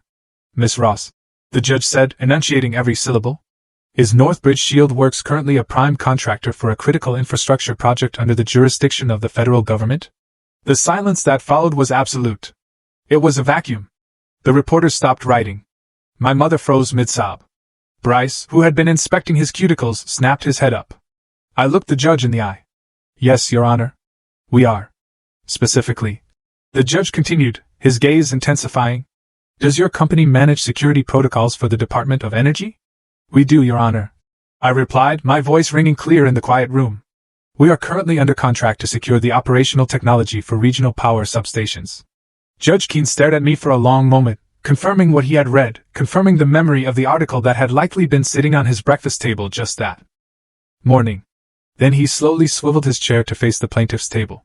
Sterling Vance was smiling, a confused, frozen smile. He looked like a man who had walked onto a tennis court only to realize his opponent was holding a machine gun. Mr. Vance, the judge said. His voice was dangerously soft. Are you aware of the entity you are asking this court to seize? Your Honor, I believe it is a software startup. Vance stammered, his confidence evaporating. A small family business. A family business? The judge repeated. You have filed a petition to force an involuntary bankruptcy on a defense contractor. You are asking me to hand over the administrative keys and passwords of a national security asset to a private creditor. The judge picked up the file and dropped it back onto the desk. It made a loud, flat thud. Do you have any idea? The judge asked, his voice rising. What happens to a federal clearance when a contractor enters bankruptcy proceedings? Vance opened his mouth, but no sound came out. He looked at Bryce. Bryce looked furious, his face flushing a deep, angry red. It freezes, the judge snapped. The contract is suspended. The security protocols are audited. The grid, he pointed a finger at the ceiling, is left vulnerable. Your Honor, we simply want to collect a debt. Vance tried to pivot. The nature of the business is irrelevant to the debt owed to Mr. Hawthorne. The nature of the business is entirely relevant when you are asking a federal court to interfere with it. Judge Keene barked. He motioned with his hand, a sharp, cutting gesture. Counsel, both of you, approach the bench now. Daniela stood up smoothly. She did not look at me, but I saw the corner of her mouth twitch upward by a millimeter. She walked to the front of the room. Vance practically tripped over his own feet to join her. I sat alone at the table, feeling the eyes of the room on my back. The gallery was buzzing now. The reporters were typing frantically into their phones. The narrative of incompetent heiress had just crashed headfirst into the phrase national security. I watched the sidebar conference. Judge Keene was not whispering politely. He was leaning over the bench, his face inches from Vance's. I couldn't hear the words, but I could hear the hiss of his voice. He was pointing at the documents. He was pointing at Bryce. Vance was nodding rapidly, his face draining of color until it matched his white shirt collar. His hands were shaking. He tried to say something, pointing back at his client, but the judge cut him off with a look that could have stripped paint from a wall. Bryce was shifting in his seat. He looked around, trying to catch his lawyer's eye, but Vance refused to look back. For the first time, the golden boy looked small. He looked like a child who had broken a vase and was waiting for his father to find the pieces. My father, Graham, had stopped smiling. He was leaning forward, whispering urgently to my mother. He knew. He was a businessman. He knew that approach the bench was bad. But approach the bench while the judge looks like he wants to arrest someone was catastrophic. The conference broke up. Daniela walked back to our table with the stride of a gladiator. Vance stumbled back to his, wiping sweat from his upper lip with a handkerchief that looked far less elegant than my mother's. Judge Keene sat back in his chair. He took a sip of water. He did not look calm. He looked like a volcano deciding whether or not to erupt. I want this on the record, the judge said, speaking into the microphone. This court takes its role in the administration of debts very seriously. However, this court also takes a very dim view of being used as a weapon in personal disputes, particularly when those disputes threaten to disrupt the operations of federal agencies. He looked at Bryce. Mr. Hawthorne, the judge said. Bryce stood up, buttoning his jacket, trying to regain his composure. Yes, Your Honor. Your counsel has just informed me that you are the sole source of the information regarding the alleged insolvency of this company, the judge said. You claim that Northbridge is collapsing. It is, Your Honor, Bryce said, his voice smooth again. My sister is hiding the truth. We will see about the truth, the judge said darkly. Because let me be very clear with you, Mr. Hawthorne. We are no longer just looking at a bankruptcy petition. We are looking at the provenance of these documents. If I find that this court has been misled or that documents have been fabricated to trigger a default on a government contract, the consequences will not be civil. Do you understand me? I don't understand, Your Honor, Bryce said, his brow furrowing. I am the creditor here. The consequences, the judge repeated, leaning forward, will be criminal, perjury, fraud upon the court, and potentially interference with federal operations. The word criminal hung in the air like a guillotine blade. Bryce stopped. His mouth stayed slightly open. The smirk, the arrogant tilt of his head, the look of the aggrieved brother, it all vanished. For the first time in his life, Bryce Hawthorne looked at a person in authority, and realized that his last name was not a shield. He sat down slowly. He looked at Vance, but Vance was staring at his shoes. I watched them. I watched the fear take root in their eyes. They had come here to strip me naked in front of the world. They had come to laugh as my company was torn apart. But the judge's question had changed the light in the room. It was no longer a spotlight on my failure. It was an interrogation lamp pointed directly at their fraud. Daniela leaned over to me. He opened the door. She whispered. Now we walk through it. Ms. Rees, the judge said, turning to my lawyer. You may proceed with your defense. And I suggest you start by explaining why a solvent defense contractor is sitting in my bankruptcy court. Daniela stood up. She picked up the first of our binders. She picked up the stack of forensic reports. And she picked up the email, the one Bryce had sent to the hospital 20 minutes ago. Thank you, Your Honor, Daniela said. We intend to do exactly that, and we intend to show that this petition was not filed to collect a debt. It was filed to facilitate a hostile takeover based on stolen and ultimately false information. She walked to the podium. The room was silent, but it was a different kind of silence than before. It was the silence of a predator having realized that the prey was armed. I looked at Jason in the back row. He had pulled his cap down even lower, trying to disappear into the wood of the bench. He knew what was coming. I looked at my mother. She had stopped crying. She was staring at the judge with wide, terrified eyes, her hands clutching her purse so tightly her knuckles were white. She had stamped that document. She had put her name on the line. And now the judge was talking about prison. I took a deep breath. The air in the courtroom didn't smell like perfume anymore. It smelled like ozone. It smelled like the storm had finally broken. And I was the lightning. Daniela Rees did not shout. She did not pound the table. She simply walked to the center of the room, positioned the projector screen so the entire gallery could see, and began to dismantle the Hawthorne family myth, piece by agonizing piece. Your Honor, Daniela said, her voice cool and measured. The plaintiff's entire case rests on a single document, the so-called Strategic Investment Agreement. They claim this document proves a debt. We claim it proves a crime. She clicked a remote. A blown-up image of the signature page appeared on the screen. On the left was the signature from Bryce's document. On the right were 20 different samples of my actual signature, taken from tax returns, driver's licenses, and verified contracts over the last 10 years. If you look at the exhibit on the right, Daniela explained, using a laser pointer, you will see that Ms. Ross writes with a heavy downstroke on the capital S and a fluid, unbroken loop on the double S in Ross. It is a rapid muscle memory motion. She moved the red dot to the forgery on the left. Now look at the plaintiff's document. The ink density is uniform. There are microscopic pauses, hesitation marks where the pen lifted ever so slightly. This was not written. It was drawn. It is a tracing of a signature from a birthday card Miss Ross sent to her brother 5 years ago. We have the original card in our possession, and when overlaid, they are a 100% match. No person signs their name identically twice. Only a photocopier does that. Bryce shifted in his seat, tugging at his collar. His lawyer, Vance, was furiously writing notes, but he looked like a man rearranging deck chairs on the Titanic. But the forgery is lazy. Daniela continued, clicking to the next slide. Mr. Hawthorne claims to be a sophisticated investor. Yet, the document is riddled with errors that no actual investor would make. Errors that a hoodie-wearing hobbyist, as he likes to call my client, would spot in seconds. The screen changed to the banking details section of the contract. The routing number listed for the wire transfer is 9 digits, Daniela said. But the checksum, the mathematical algorithm used by the Federal Reserve to validate banks, fails. This number does not exist. It is a random string of digits typed by someone who has never actually wired money from a commercial account. She turned to the judge.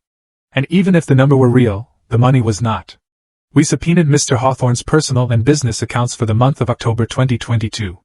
At the exact moment he claims to have wired $2.4 million to save my client. Daniela paused for effect. His primary checking account was overdrawn by $400.50. A ripple of laughter went through the back of the room. It was a nervous, shocked laughter. The golden boy of Lake Forest. The heir apparent was broke. Or at least he was cash poor and pretending to be a tycoon. Bryce's face turned a violent shade of crimson.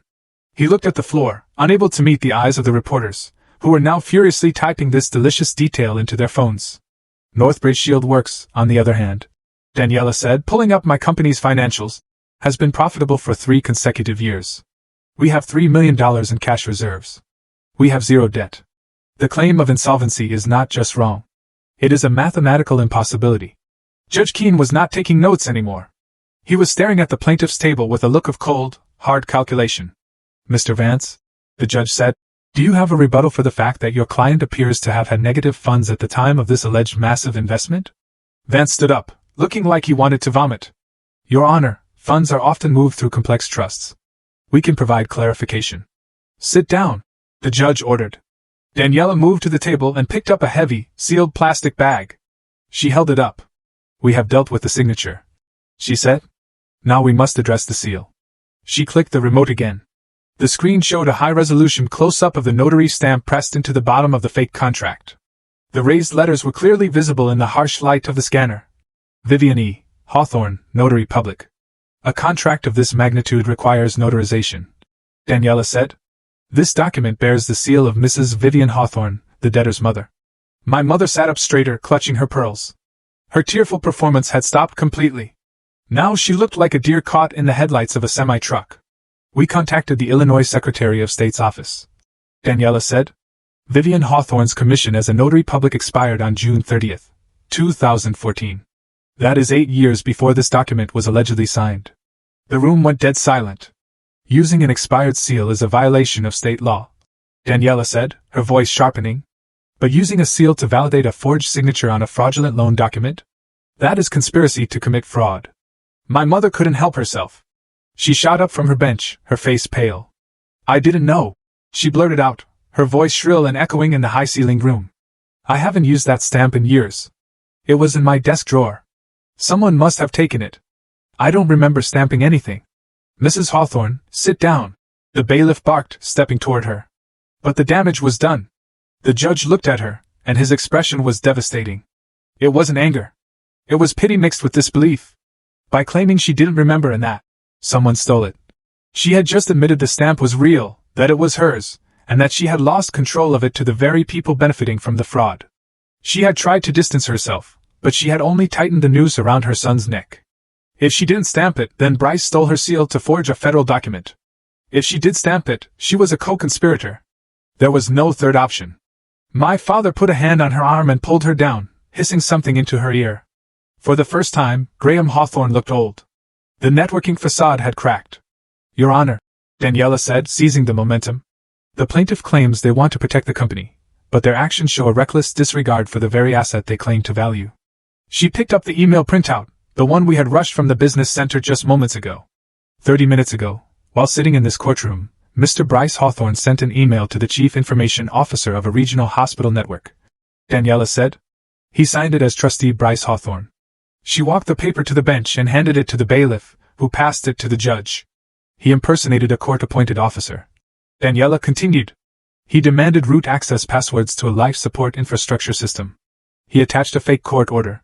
This is not debt collection, Your Honor. This is a cyber attack launched from the plaintiff's table.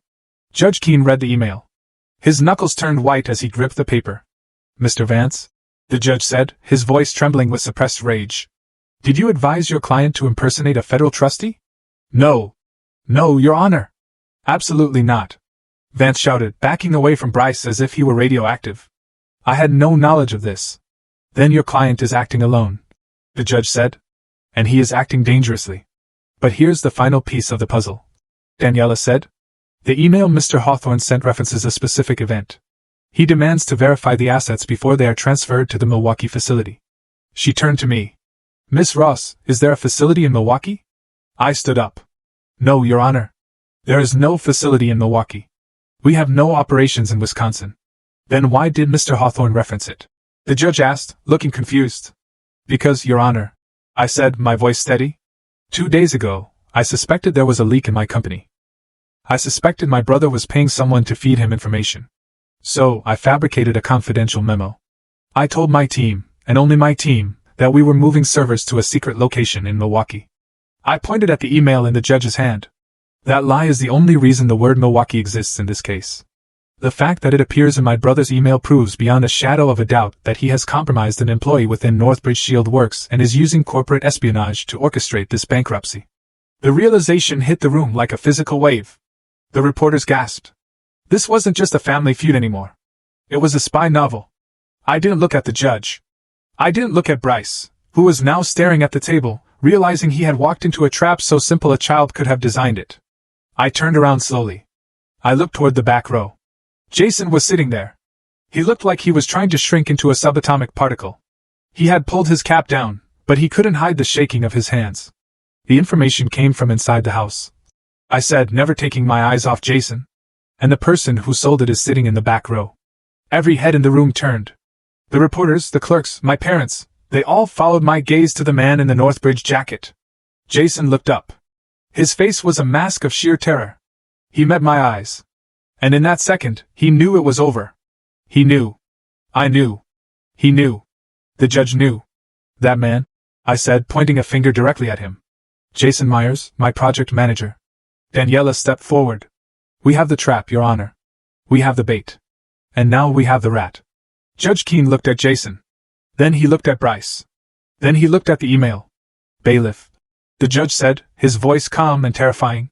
Secure the doors. No one leaves this room. Bryce looked up, panic finally breaking through his veneer of arrogance. Your Honor, this is a misunderstanding. I heard about Milwaukee from a source. Bryce said. A source you paid to violate a non-disclosure agreement? The judge snapped. A source you used to commit wire fraud? He picked up the gavel, but he didn't bang it. He held it like a weapon. This hearing is no longer about bankruptcy. Judge Keene announced. We are now conducting an evidentiary hearing regarding fraud, forgery, and the compromise of a federal contractor. My mother let out a low moan and slumped against my father. My father didn't catch her. He was too busy staring at me, his eyes wide with a dawning realization. He had spent his whole life thinking I was the weak link. He had spent years underestimating the girl with the hoodie. But as I stood there, surrounded by the wreckage of their lies, holding the smoking gun of their own greed, he finally saw the truth. He hadn't raised a failure. He had raised a shark, and he had just thrown his son into the water with me. The courtroom was no longer a stage for a family drama. It had become an operating theater, and Judge Keene was holding the scalpel. The air was so tight that breathing felt like an act of defiance. The bailiff stood by the locked double doors, his hand resting casually, but noticeably, on his belt. Judge Keene did not look at the gallery. He did not look at the weeping mother or the trembling mole in the back row. He looked at Sterling Vance. Counsel. The judge said, his voice stripping the varnish off the mahogany tables. I asked you a question 5 minutes ago, and I am still waiting for an answer. You claim Mr. Hawthorne invested $2.4 million. You have shown me a document with a forged signature and an invalid routing number. Now I want you to show me the money. Vance stood up. He looked like a man trying to hold back a tidal wave with a cocktail napkin. Your Honor, Vance stammered, shuffling papers that I knew were irrelevant. The funds, as I mentioned, the Hawthorne family finances are complex. The liquidity was moved through a series of holding entities to facilitate the speed of the transfer. Name the entity. The judge demanded. I would need to consult with the family accountants. Vance said, wiping sweat from his forehead. You filed a bankruptcy petition based on a specific debt. The judge said, his voice rising. You do not get to consult after the fact. You either have the proof of transfer or you have committed fraud. This was the moment. Daniela Ruiz stepped forward. She did not look at Vance. She looked at my father. Graham Hawthorne was sitting perfectly still, but it was the stillness of a prey animal, hoping the predator's vision was based on movement. His face, usually a mask of tanned confidence, had taken on a sickly grayish pallor. Your Honor, Daniela said, the plaintiff cannot show you the source of the funds because the funds do not exist in Mr. Bryce Hawthorne's accounts. However, we did find a digital footprint, and it leads somewhere very interesting. She placed a single sheet of paper on the overhead projector. Our forensic accountants analyzed the metadata of the forged loan agreement. Daniela explained. While the routing number is fake, the internal reference code used in the footer, this string of alphanumeric characters right here, is not random. It is a transaction coding format. She pointed to the screen. It is the specific format used by the internal ledger system of Hawthorne Crest Advisors. My father flinched. It was a small movement, a twitch of his left eye, but in the silence of the room, it screamed. Hawthorne Crest Advisors. The judge repeated. That is the father's firm? Yes, Your Honor, Daniela said. And here is where it gets interesting. We did a public record search. Hawthorne Crest Advisors is currently the subject of 3 separate complaints filed with the SEC by high-net-worth clients regarding unauthorized allocation of assets. Essentially, money is missing, and clients are asking where it went. I stared at Daniela. She hadn't told me this part. The amount referenced in one of those complaints, Daniela said, looking directly at my father, is exactly $2.4 million. The room spun. I looked at my father. I looked at Bryce, and suddenly the pieces of the puzzle slammed together with a force that knocked the wind out of me. This wasn't about jealousy. This wasn't about Bryce being mad that I didn't come to Christmas dinner. This wasn't even about them wanting to steal my government contract to get rich. It was a cover-up. My father had lost money. He had mishandled his clients' funds. He was facing an audit, maybe even prison. He needed a hole to bury the loss in. He needed a scapegoat. Oh my God, I whispered. It was never about me. Daniela continued, her voice relentless. Your Honor, The defense posits a new theory. This was not an attempt to collect a debt. This was an attempt to create a paper trail. They wanted to force Northbridge Shield Works into a chaotic public bankruptcy. They wanted to claim that the missing $2.4 million from Hawthorne Crest had been loaned to the daughter's failing company. They wanted to write it off as a bad family investment. She turned to the gallery, addressing the room. They needed Sidney Ross to be a fraudster so Graham Hawthorne could look like a victim. If I am the reckless daughter who stole the family money and lost it, then my father isn't an embezzler. He is just a grieving parent who trusted the wrong child. The realization hit the room like a physical blow. The reporters were typing so fast their fingers were blurring. This was the twist of the century. The Hawthorne legacy wasn't attacking a rogue daughter. It was trying to cannibalize her to save itself. Judge Keene stared at Graham Hawthorne. The look on the judge's face was terrifying. It was the look of a man who realized he had almost been made an accessory to a massive financial crime. "Mr. Hawthorne," the judge said. Graham didn't move. "Stand up," the judge ordered. My father stood. He braced his hands on the railing in front of him. His knuckles were white. The networking smile was gone, replaced by the hollow, haunted look of a man watching his life disintegrate. "Mr. Hawthorne," the judge said, his voice ice cold. "You are an officer of the court in your capacity as a licensed financial fiduciary. You have heard the allegations. Did you knowingly draft or approve the use of this forged document to hide assets from your own firm?" Graham licked his lips. He looked at Bryce. Bryce was staring at the table, refusing to make eye contact. The golden boy had folded. "Your Honor," Graham said, his voice cracking. "I had no direct hand in the drafting. My son Bryce handled the specifics with his counsel." "Do not play games with me," the judge snapped. "The notary seal belongs to your wife. The transaction code belongs to your firm. The beneficiary of this fraud is your balance sheet. Are you telling me your son did this without your knowledge?" Graham looked at my mother. Vivian was shaking, her face buried in her hands. She was falling apart. She wasn't built for this.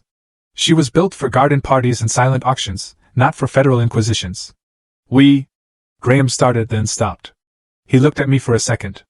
I saw a flash of something in his eyes. It wasn't an apology. It was anger. He was angry that I hadn't just taken the fall. He was angry that I had fought back. "We just needed time," Graham blurted out. We are going through a transition. We just needed to balance the books for the quarter." "So, you decided to destroy your daughter's life to balance your books?" the judge asked. "She wasn't using the money," Graham shouted, his composure snapping. "She was playing with computers. She didn't need that reputation. We just wanted her to stop that project so we could settle the accounts." The room went deadly silent. Graham froze. He realized what he had just said. "We just wanted her to stop that project." Daniela pointed a finger at him like a loaded gun. "Objection!" she shouted, though no question was on the floor. "Admission! He just admitted on the record that the goal was to stop the project, to stop a federal infrastructure project." Judge Keene's eyes widened. "I heard it," he said. "He admitted intent," Daniela pressed. "He admitted that the bankruptcy was a tool to halt my client's operations. That is tortious interference. That is conspiracy." Graham slumped back onto the bench. He looked like he had been shot. He had tried to frame it as a financial necessity. But in his panic, he had admitted the tactical goal. "Stop, Sidney. Stop the contract. Create the chaos." Judge Keene turned to the court reporter. "I want that last statement transcribed verbatim. Highlight it." Then he looked at the bailiff. "Secure the room. I mean it. If anyone tries to leave, arrest them for contempt." My mother, Vivian, let out a wail. It wasn't a theatrical sob this time. It was a guttural sound of pure terror. "Graham, what did you say, Graham? Fix this." "Quiet!" the judge roared. He turned his gaze to the back of the room, to the corner where Jason Myers was trying to become invisible. "And now," the judge said, his voice dropping to a low, dangerous rumble, "we are going to address the mechanics of this conspiracy because Mr. Hawthorne could not have known when to strike without a map." He pointed at Jason. "You in the Northbridge jacket, stand up!" Jason didn't move at first. He looked paralyzed. The bailiff took 2 steps toward him, and that was enough. Jason scrambled to his feet. He looked young, terrified, and pathetic.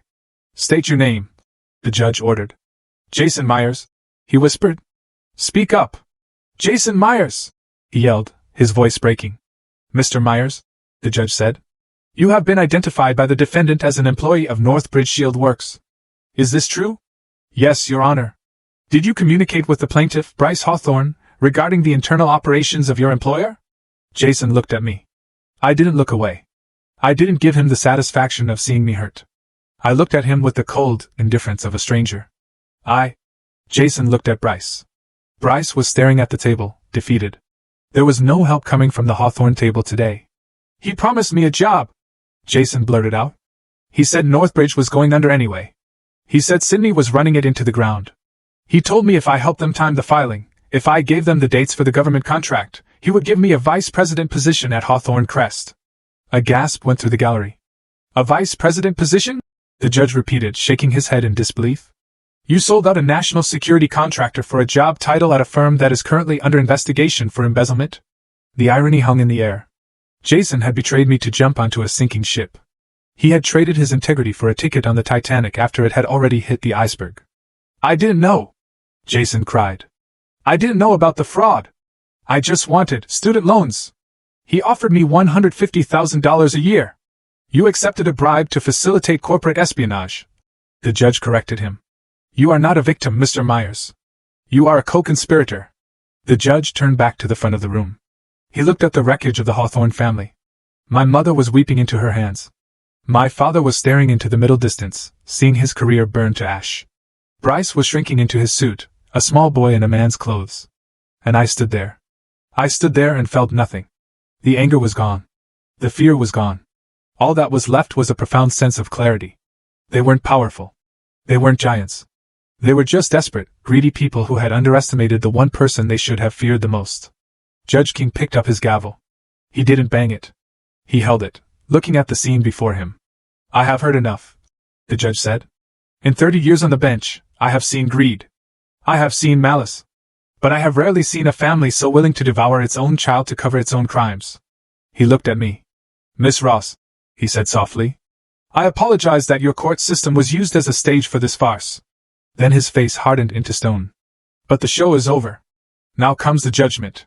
The silence that descended upon courtroom 7 was not the silence of peace. It was the heavy, suffocating silence of a vacuum just before the air rushes back in to cause an explosion. Judge Mallory Keene did not reach for his gavel immediately.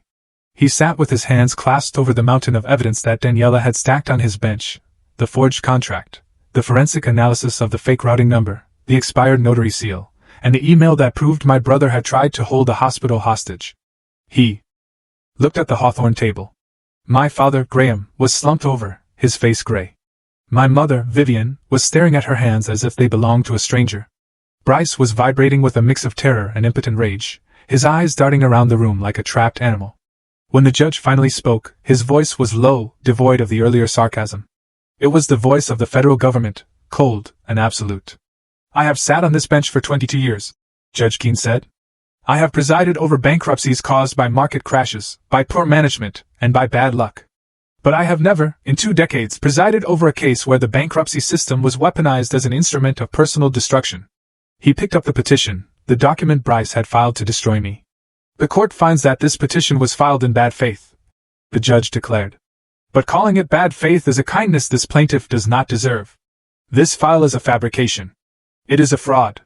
It is a calculated attempt to disrupt the operations of a solvent company, Northbridge Shield Works, which is currently engaged in the protection of critical national infrastructure.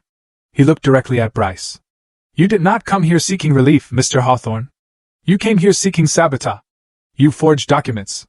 You utilized an expired notary seal belonging to your mother. You bribed an employee to violate his non-disclosure agreement, and most egregiously, you impersonated a federal trustee to attempt to breach the security of a hospital network.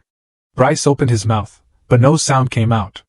Accordingly, the judge continued, his voice rising, I am dismissing this involuntary bankruptcy petition effective immediately. Sterling Vance, Bryce's lawyer, let out a small sigh of relief, likely thinking the nightmare was over. He was wrong. And, the judge added, sharpening his tone, I am dismissing it with prejudice.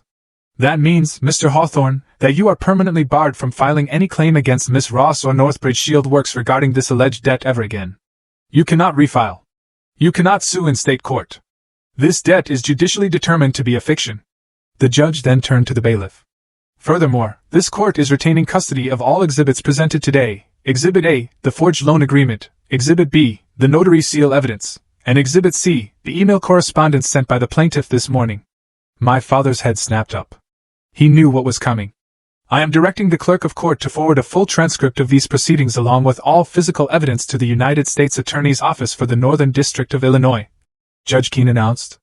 I am formally referring this matter for criminal investigation regarding bankruptcy fraud, wire fraud, identity theft, and conspiracy to interfere with federal operations. My mother let out a sound that was half gasp, half scream. She clutched my father's arm, her fingernails digging into his expensive suit. Criminal, she whispered, her voice carrying in the silent room. Graham, she said. Criminal. Does that mean prison? Graham did not answer her. He couldn't. He was watching his own life flash before his eyes. The investigation wouldn't stop with Bryce. It would follow the money.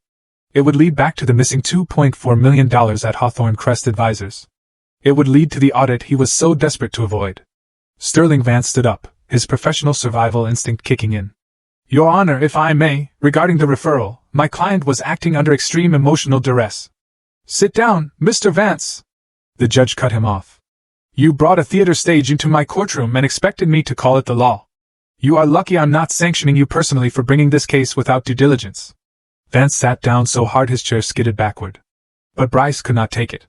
The pressure that had been building inside him, the realization that he had lost, that he was broke, that he was going to be investigated, and worst of all, that I had won, finally caused him to snap.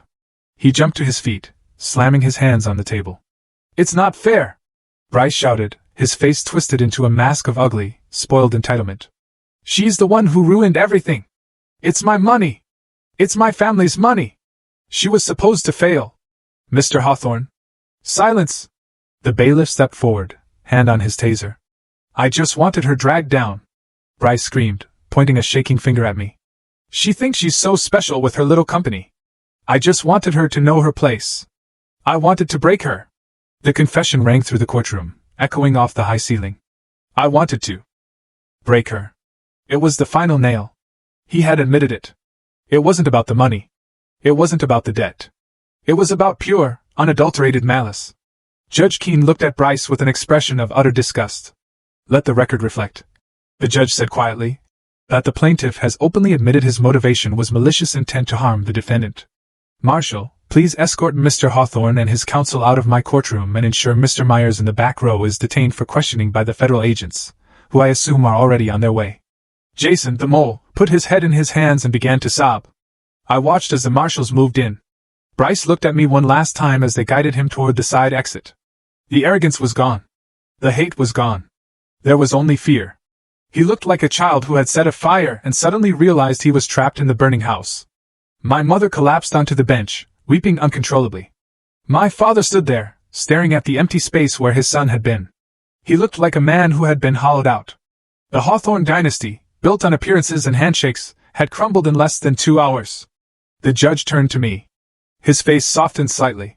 Miss Ross, he said, you are free to go, and on behalf of the court I wish you luck with your government contract. It seems the country is in capable hands. I did not cheer. I did not smile. I did not pump my fist in the air. I simply stood up. I rebuttoned my blazer. I turned to Daniela Ruiz, whose eyes were shining with the thrill of the kill. Thank you, Daniela, I said softly. We did it, she whispered. We really did it. I began to gather my files. I packed the binders. I packed the forensic reports. I moved with the slow, deliberate calm of a person who has walked through a hurricane and learned how to breathe in the thunder. I was not the same woman who had walked in here terrified this morning. I was forged in this fire. We turned to leave. The gallery parted for us. The reporters, usually loud and aggressive, were silent as I walked past. They knew they had just witnessed something rare, not a scandal, but a reckoning. I pushed open the heavy wooden doors and stepped out into the marble hallway. The air out here felt different, lighter. Sydney. The voice was ragged. I stopped. I didn't turn around immediately. I knew that voice. It was the voice that had told me I would fail. It was the voice that had dismissed my dreams as a hobby. I turned slowly. Graham Hawthorne was standing by the courtroom doors. My mother was behind him, dabbing her eyes, looking at me with a mixture of fear and desperation. My father took a step toward me. He looked smaller than I had ever seen him. The suit didn't fit him right anymore. Sydney, he said, his voice trembling. Please, we need to talk. We can fix this. We can call the lawyers off. We are family. You can't let them take Bryce. You can't let them look into the firm. He reached a hand out. Daughter, please. I looked at his hand. It was the same hand that had signed the checks for Bryce's cars while I was eating instant noodles. It was the same hand that had patted me on the head and told me to go work in compliance. I looked him in the eye. I am not your daughter today, Graham.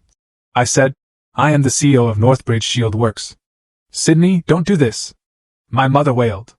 We are your parents.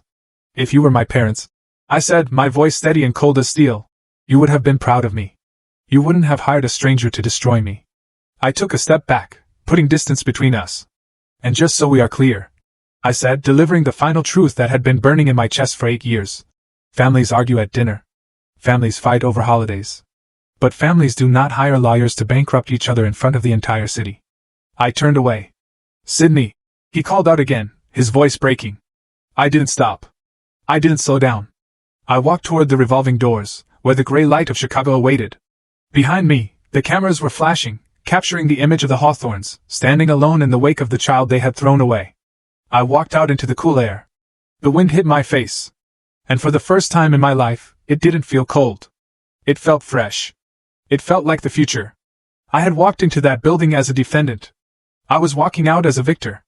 And as I hailed a cab to go back to my office, back to my team, back to the work that mattered, I knew one thing for sure. I would never have to sit at their table again. I had built my own. What would you have done if your own family tried to destroy you to cover their tracks? Have you ever had to fight so hard for your own identity? Tell me what you think in the comments below. I really want to know.